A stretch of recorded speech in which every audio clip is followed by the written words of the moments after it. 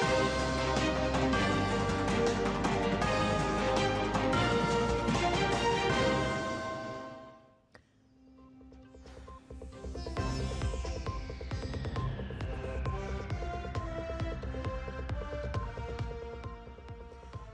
DD news पर आप सभी दर्शकों का स्वागत है। मैं हूं साइमा खान। नजर डाल लेते हैं सबसे पहले हेडलाइंस पर। प्रधानमंत्री नरेंद्र मोदी की मौजूदगी में बिहार में हुआ एनडीए सरकार का शपथ ग्रहण समारोह। नीतीश कुमार ने 10वीं बार ली मुख्यमंत्री पद की शपथ।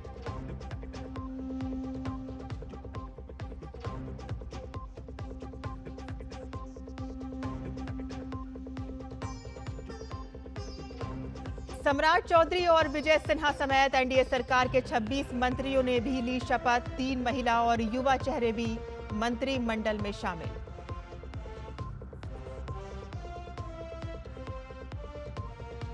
लंबित मामलों में राष्ट्रपति संदर्भ पर सुप्रीम कोर्ट ने पलटा अपना निर्णय। कहा कि बिल पर राज्यपाल और राष्ट्रपति के लिए निश्चित नहीं की जा सकती निर्णय की समय सीमा, लेकिन राज्यपाल अनिश्चित समय तक अपने पास नहीं रोक सकेंगे बिल।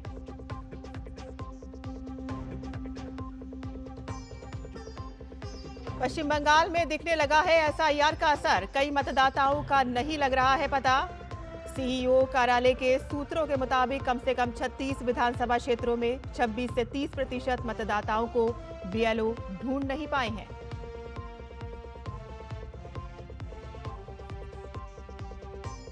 और आज से गोवा में सितारों का जमघट। भारतीय अंतर्राष्ट्रीय फिल्म महोत्सव में भारत समेत दुनिया भर की सर्वश्रेष्ठ फिल्मों का होगा प्रदर्शन। रजनीकांत का होगा विशेष सम्मान।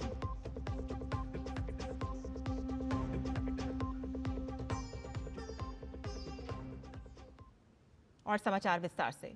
प्रधानमंत्री नरेंद्र मोदी पटना के गांधी मैदान में नीतीश कुमार के शपथ ग्रहण में शामिल हुए। नीतीश कुमार ने 10वीं बार बिहार के मुख्यमंत्री पद की शपथ ली। बिहार विधानसभा चुनाव में एनडीए गठबंधन को प्रचंड जीत हासिल हुई है और अब बिहार में 18वीं विधानसभा का गठन होगा।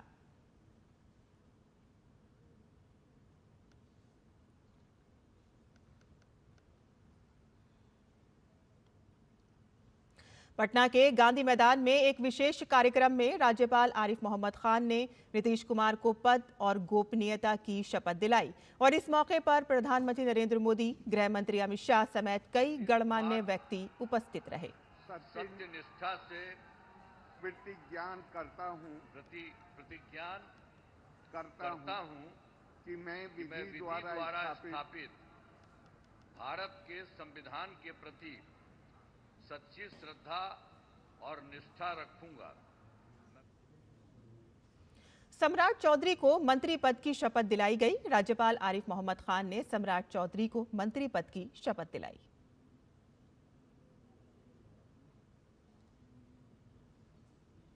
और बिहार में एनडीए सरकार के शपथ ग्रहण समारोह पर भाजपा विधायक दल के उप नेता विजय सिन्हा ने कहा कि बिहार के लोगों ने प्रधानमंत्री मोदी, नीतीश कुमार के नेतृत्व में डबल इंजन सरकार को अपना जनादेश दिया है। डबल इंजन की सरकार देश के प्रधानमंत्री नरेंद्र मोदी जी का, बिहार के मुख्यमंत्री नीतीश कुमार जी के नेतृत्व में जनता ने जनादेश दिया। और बिहार में नए मुख्यमंत्री नीतीश कुमार के शपथ ग्रहण के साथ ही कई अन्य विधायकों ने भी मंत्री पद की शपथ ली। गांधी मैदान में आयोजित भव्य आयोजन में विजय कुमार चौधरी और विजेंद्र यादव ने शपथ ली, तो वहीं भाजपा से दिलीप जायसवाल ने भी मंत्री पद की शपथ ली। और इसके अलावा अशोक चौधरी, श्रवण कुमार और मंगल पांडे ने भी पद और गोपनीयता की शपथ ली।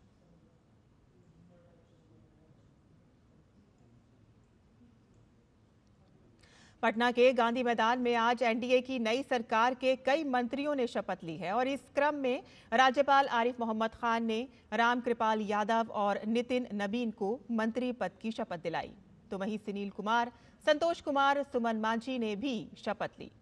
और इसके अलावा लेसी सिंह और मदन साहनी ने भी मंत्री पद की शपथ ली है। बता दें कि बिहार के मंत्रिमंडल में लेसी सिंह समेत 3 महिलाओं को जगह मिली है। और इस दौरान मोहम्मद जमा खान, संजय टाइगर और रमा निषाद ने गोपनीयता की शपथ ली, जबकि सुरेंद्र मेहता, नारायण प्रसाद और अरुण शंकर ने मंत्री पद की शपथ ग्रहण की।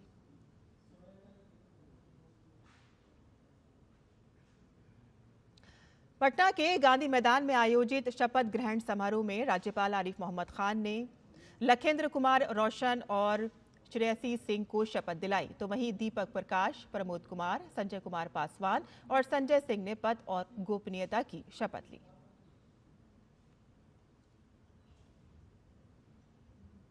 उपराष्ट्रपति सीपी राधाकृष्णन ने सोशल मीडिया एक्स पर बिहार के मुख्यमंत्री के रूप में शपथ लेने पर नीतीश कुमार को हार्दिक बधाई दी। उपराष्ट्रपति सीपी राधाकृष्णन ने एक्स पर लिखा कि नीतीश कुमार जी और सभी नए शपथ ग्रहण करने वाले मंत्रियों को उनके दायित्व ग्रहण करने पर हार्दिक शुभकामनाएं।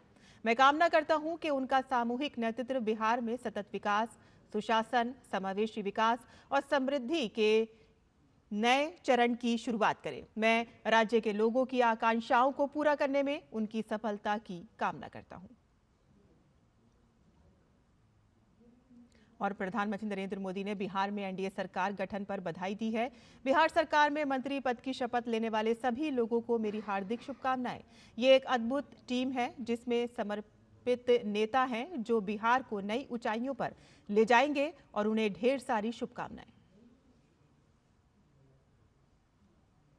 और अब बात करते हैं बंगाल की, जहां एक तरफ बांग्लादेशी नागरिकों के पश्चिम बंगाल छोड़ने की तस्वीरें वायरल हो रही हैं, तो वहीं दूसरी ओर लापता मतदाताओं की संख्या से चुनाव आयोग चिंतित है। राज्य सीईओ कार्यालय के सूत्रों के मुताबिक कम से कम 36 विधानसभा क्षेत्रों में 26 से 30% मतदाताओं को बीएलओ ढूंढ नहीं पाए हैं, तो वहीं 99.64% एन्यूमरेशन फॉर्म बांटने का काम खत्म होने के बाद भी 30% वोटर अब राज्य के सीईओ कार्यालय की लिस्ट में अनट्रेसेबल हैं। और देखिए पश्चिम बंगाल से हमारे संवाददाता की ये खास रिपोर्ट। ये तस्वीर उत्तर 24 परगना के स्वरूप नगर सीमा की है। ये बांग्लादेशी नागरिक 10-12 साल से कोलकाता के अलग अलग हिस्सों में बिना किसी रुकावट के रह रहे थे।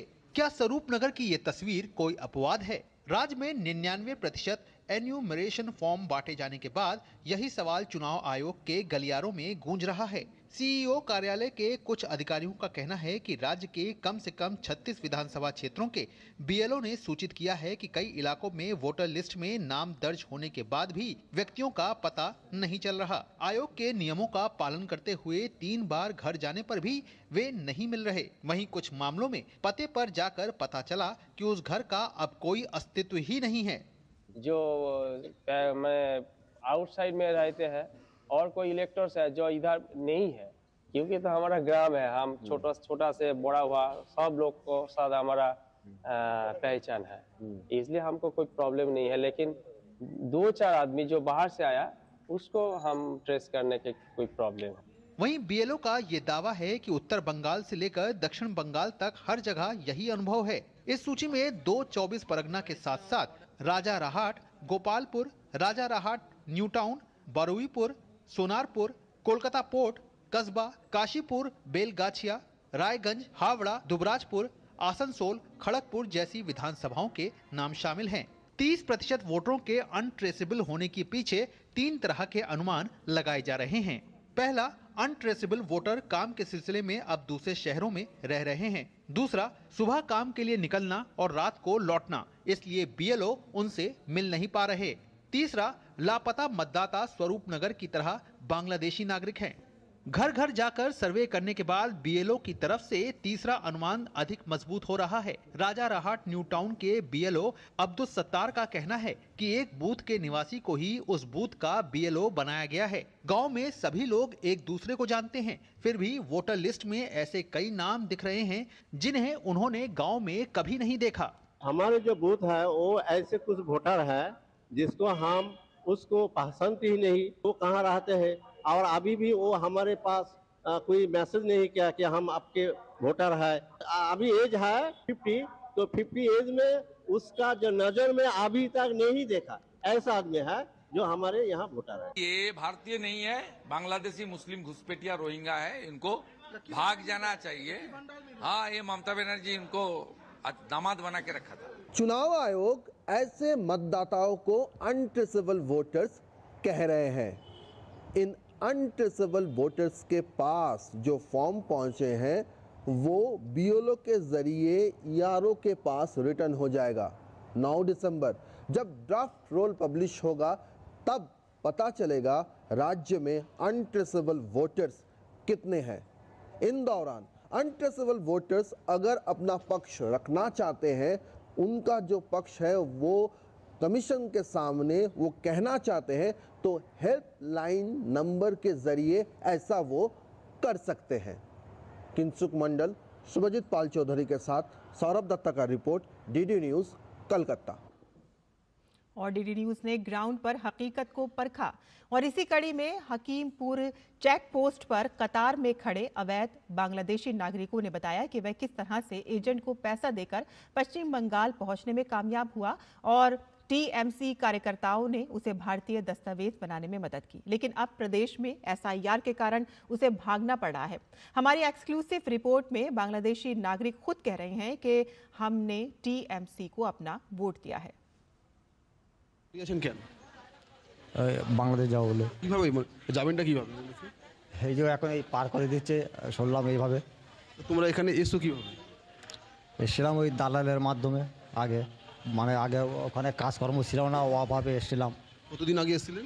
ওই 8 বছর। মানে এসেছিলেন কিভাবে, মানে টাকা দিয়ে? হ্যাঁ, দালাল ধরে। কোন জায়গা থেকে এসেছিলেন? ধামাখালি। সন্দেশখালী ধামাখালি দিয়ে? হ্যাঁ হ্যাঁ। কিভাবে মানে এসেছিলেন? নদী পথে এসে আপনারা প্রথমে এসে কোথায় ছিলেন? সল্টলেক সেক্টর 5। আপনারা কি এখানে ভোট দিতেন? হ্যাঁ, ভোট দিতাম, কিন্তু এখন ওই হুড়ো তাড়া হচ্ছে বলে এখন থাকতে পারছি না বলে ওই জন্য আবার বাংলাদেশে ফিরে যাচ্ছি। আপনারা ভোটার কার্ড কিভাবে বানালেন? ডকুমেন্টস দিয়েছিল, আমাদের পাড়ায় সব ডকুমেন্টস সব দিয়ে গেছিলো, দিয়ে ওই ডকুমেন্টস ফিল আপ করে জমা দিয়েছিলাম। দিয়ে ওই আমাদের ওখানে একটা স্কুল আছে বাচ্চাদের, ওখানে ওই আপনার ওই চার্টে নাম এসেছিল ছবি সমেত, দিয়ে ওই চার্ট ডেকে ভোটার কার্ডটা ওই কোন দলের লোকেরা গিয়েছিল আমাদের কাছে? আমাদের টিএমসির। হ্যাঁ, টিএমসির দলে। টিএমসির দলের লোকেরা গিয়ে কি করলো? ওই ওরা ওই আপনার ওই কাগজ ফাগজ দিল, দিয়ে ফর্ম দিল, দিয়ে ওই ফর্ম সই করে ওই জমা দিলাম।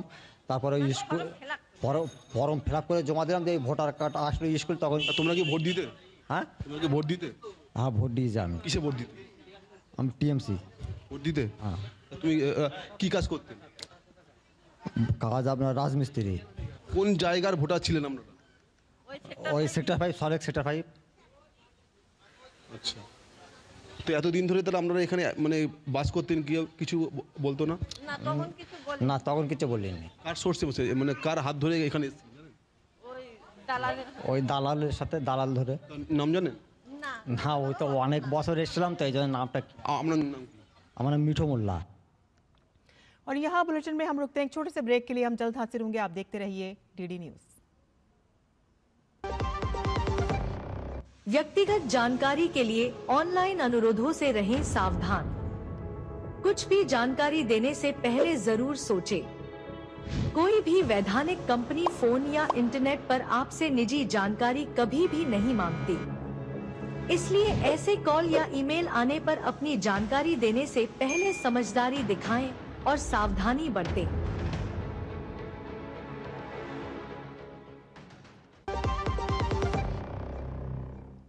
और ब्रेक के बाद आपका फिर से स्वागत है।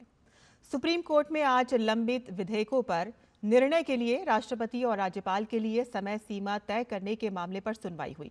राष्ट्रपति संदर्भ का सुप्रीम कोर्ट की 5 जजों की संविधान पीठ ने जवाब दिया। सुप्रीम कोर्ट की 5 जजों की संविधान पीठ ने कहा है कि राष्ट्रपति और राज्यपाल के लिए बिल पर निर्णय के लिए समय सीमा निश्चित नहीं की जा सकती है। ये शक्तियों के बंटवारे की अवधारणा के खिलाफ है। संविधान पीठ ने साफ किया है कि तमिलनाडु मामले में जस्टिस पादरीवाला के फैसले में राष्ट्रपति और राज्यपाल के लिए समय सीमा निश्चित करने को सिर्फ कोर्ट का ऑबिटर यानी कि बाध्यकारी नहीं माना जाए। हालांकि कोर्ट ने कहा है कि राज्यपाल किसी बिल को विचार के लिए अनिश्चित समय तक अपने पास नहीं रोक सकते।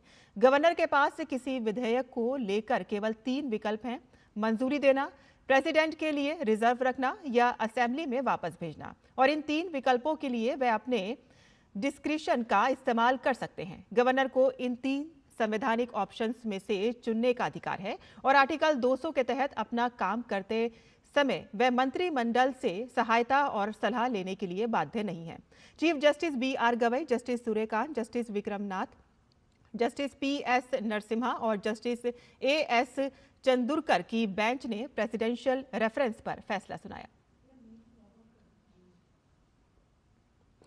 अखिल भारतीय आयुर्वेद संस्थान के निदेशक प्रोफेसर वैद्य प्रदीप कुमार प्रजापति ने राष्ट्रपति भवन में भारत की महामहिम राष्ट्रपति द्रौपदी मुर्मू से शिष्टाचार भेंट की और इस अवसर पर उन्होंने राष्ट्रपति को संस्थान की उपलब्धियों एवं रोगियों को दी जाने वाली स्वास्थ्य सेवाओं की विस्तृत जानकारी प्रदान की।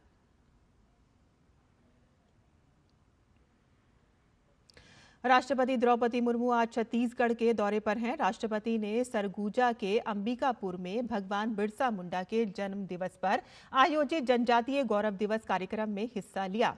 कार्यक्रम में राष्ट्रपति मुर्मू ने भगवान बिरसा मुंडा को नमन किया और श्रद्धांजलि अर्पित की। 73 साल बाद किसी राष्ट्रपति का सरगुजा दौरा होने से ये अवसर ऐतिहासिक बन गया और इस दौरान राष्ट्रपति ने लोगों को संबोधित किया। अपने संबोधन में उन्होंने कहा कि जनजातीय समुदाय का योगदान देश के इतिहास का गौरवशाली अध्याय है। राष्ट्रपति ने जोर देकर कहा कि छत्तीसगढ़, उड़ीसा और झारखंड के जनजातीय क्षेत्रों में सांस्कृतिक विरासत की जड़ें अत्यंत गहरी हैं और इन परंपराओं को जीवित रखना हमारी पहचान है। राष्ट्रपति ने कहा कि उन्हें जनजातीय समाज से विशेष लगाव है और आदिवासी समुदाय में जन्म लेने पर उन्हें गर्व है। जनजातीय समुदाय का योगदान भारत के इतिहास का गौरवशाली अध्याय है। भारत लोकतंत्र की जननी है। इसके उदाहरण प्राचीन गणराज्यों के साथ साथ बस्तर की मुरिया दरबार नामक आदिम जनसंसद जैसे अनेक जनजातीय परंपरा में दिखे जा सकती है। छत्तीसगढ़, ओडिशा और झारखंड सहित देश के विभिन्न हिस्सों में जनजातीय विरासत की जड़ें बहुत गहरी है। मैं धन्यवाद देना चाहती हूँ छत्तीसगढ़ के आदिवासी भाई बहनों को, उनका परंपरा, उनका इतिहास, उनका संस्कृति को बनाए रखे हैं। मुझे लगता है ये संस्कृति जीवित रहना चाहिए। ये हम लोगों का पहचान है।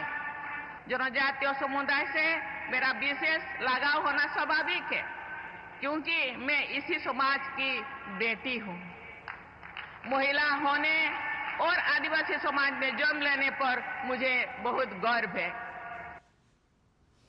सिंगापुर में चल रहे ब्लूमबर्ग न्यू इकोनॉमी फोरम में सूचना एवं प्रसारण मंत्री अश्विनी वैष्णव ने कहा कि समाज में विश्वास के स्तर को मजबूत करने के लिए सोशल मीडिया प्लेटफॉर्म को अपने प्रकाशन की जिम्मेदारी लेनी चाहिए।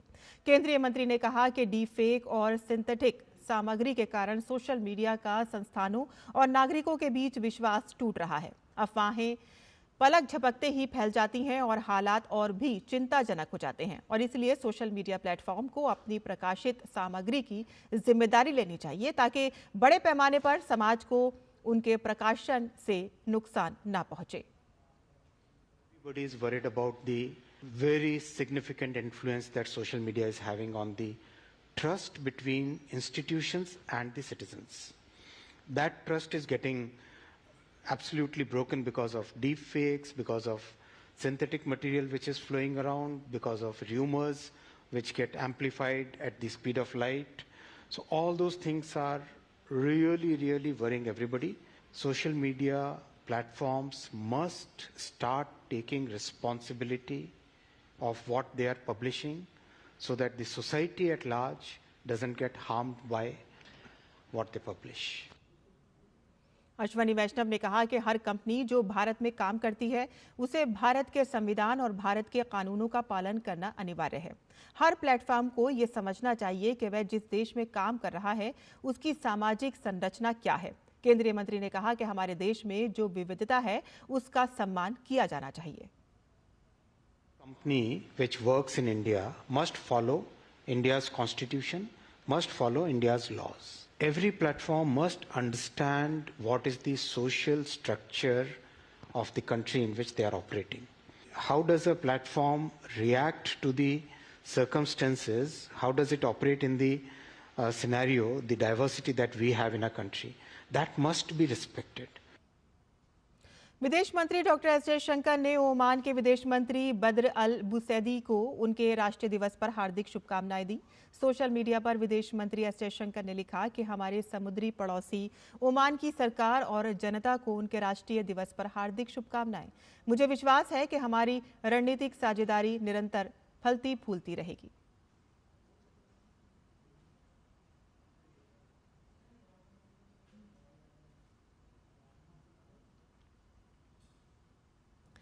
प्रवर्तन निदेशालय ने अनिल अंबानी की ADAG ग्रुप से जुड़ी कंपनियों पर बड़ी कार्रवाई करते हुए 1400 करोड़ रुपए की अचल संपत्तियों को जब्त किया है। ये कार्रवाई मनी लॉन्ड्रिंग से जुड़ी जांच के तहत की गई है। ईडी के मुताबिक अब तक ADAG ग्रुप से जुड़ी कुल 9000 करोड़ रुपए की संपत्तियां अटैच की जा चुकी हैं। एजेंसी ने कहा है कि जांच अभी जारी है और आवश्यकता पड़ने पर आगे भी संपत्तियां अटैच की जा सकती हैं।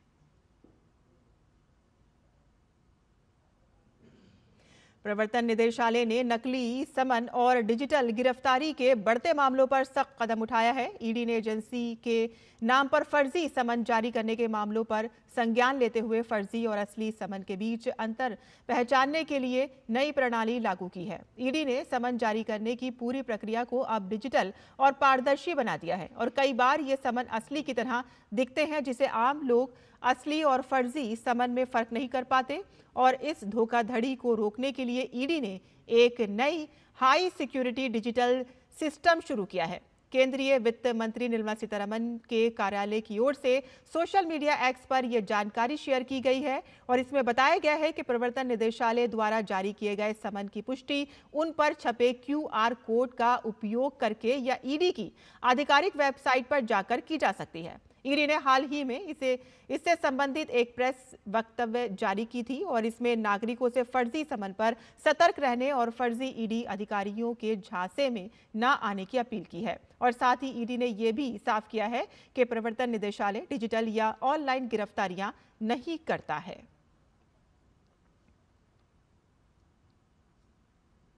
ऑस्ट्रेलिया की विदेश मंत्री पेनी वोंग ने भारत और ऑस्ट्रेलिया के खेल संबंधों को बेहद मजबूत माना और उनके मुताबिक ये संबंध सिर्फ पुराने ही नहीं बल्कि समय के साथ इसमें नई गति देखने को मिली है। गुरुवार को दिल्ली में एक कार्यक्रम के दौरान उन्होंने कहा कि ऑस्ट्रेलिया भारत में एथलेटिक्स और पैरा एथलेटिक्स के क्षेत्र को और अधिक मजबूती और तकनीकी रूप से सशक्त बनाने में अपना सहयोग देगा।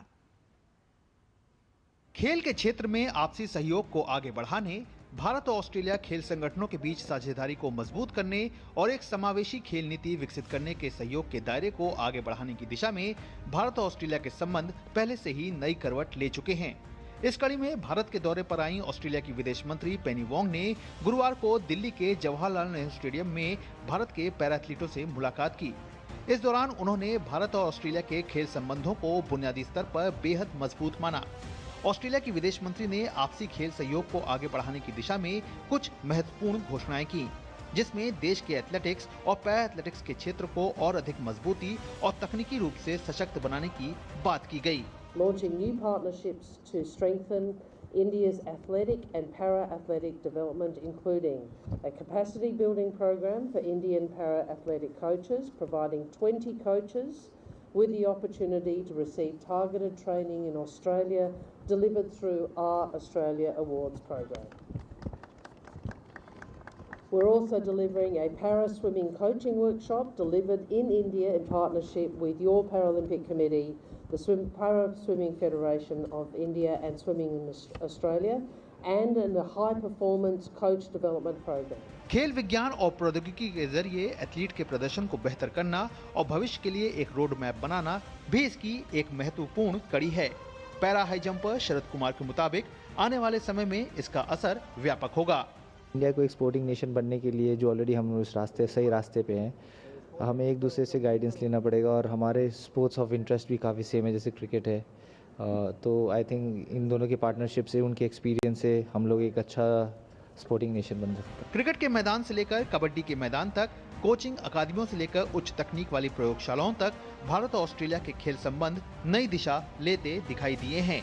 ऐसे में अब ये एक नई पहल इन संबंधों को एक नई ऊर्जा देगी, जो जाहिर तौर पर देश को खेल के मानचित्र पर और सशक्त रूप से सामने रखेगी। Gaurav Kumar, DD news, Delhi. और 56वें भारतीय अंतर्राष्ट्रीय फिल्म महोत्सव के लिए गोवा पूरी तरह से तैयार है। आज से शुरू होने वाले फिल्म महोत्सव में 81 देशों की करीब 240 फिल्में प्रदर्शित की जाएंगी और इस वर्ष का फिल्म महोत्सव अपनी पारंपरिक प्रतिष्ठा को आगे ले जाते हुए कई विशिष्ट आयोजनों का साक्षी बनेगा। देखिए डीडी न्यूज की संवाददाता श्यामा मिश्रा की ये रिपोर्ट।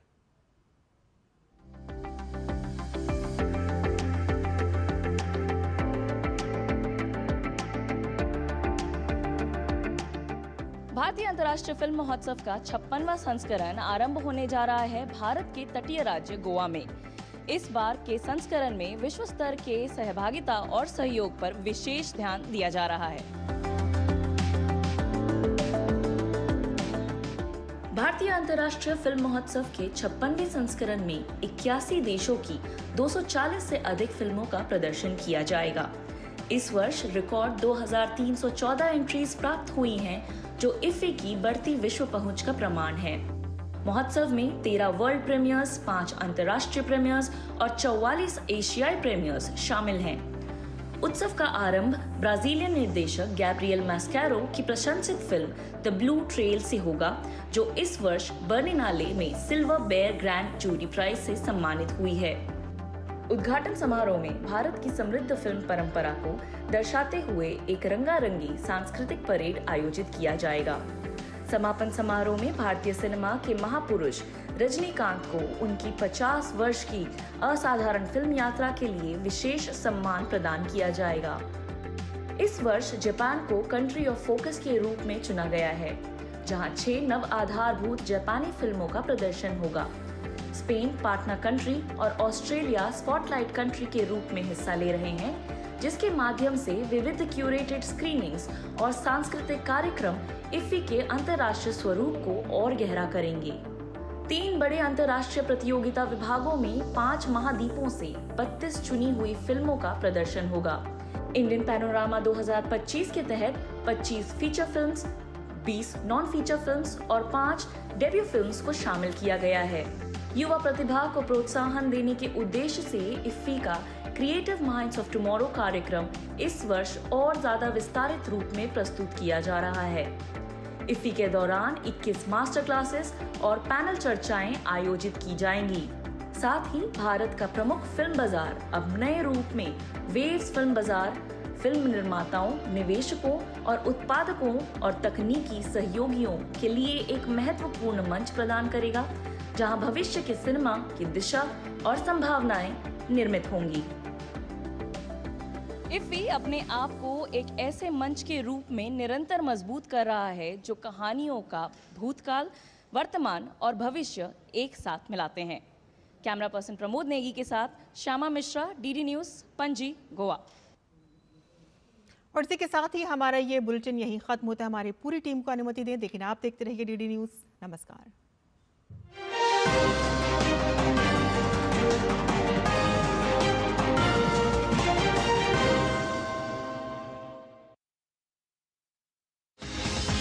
दिन भर की भाग दौड़ में